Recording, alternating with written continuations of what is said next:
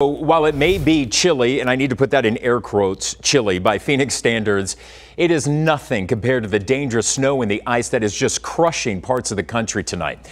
It may actually feel like it's happening really far away, but the impact of this powerful winter storm, it is impacting our airports. 3 TV's Whitney Clark joining us live tonight over at Sky Harbor.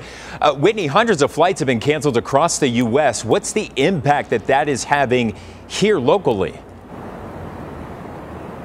Well, we know that dozens of flights have been canceled out of Phoenix, Brandon. And like you mentioned, it seems like it's far away, but the snow hammering much of the country really has a ripple effect right here at Phoenix Sky Harbor, of course, in the form of stranded passengers and canceled flights. There's something magical about the world-famous Red Rocks in Sedona. These snapshots are what Alicia Ferguson hoped she'd take away from her trip. You know, it's funny because I went to Sedona for relaxation, and then coming back, trying to come back, has been really stressful.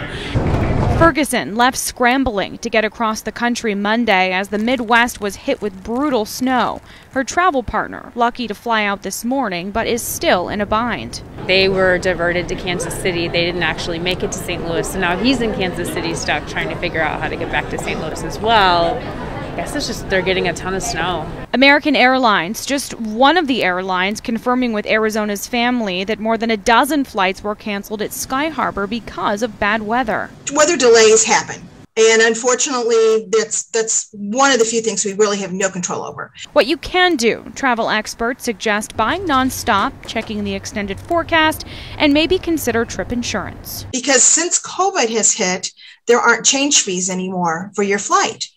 So you might be able to avoid going to Chicago or going to Dallas and maybe instead connecting through Miami. Back at the airport, Alicia is a nurse in anesthesiology who was able to get the COVID-19 vaccine. Despite the snafu, she'll be eager to return to State 48. It was way better than I thought. I think Arizona is really underrated.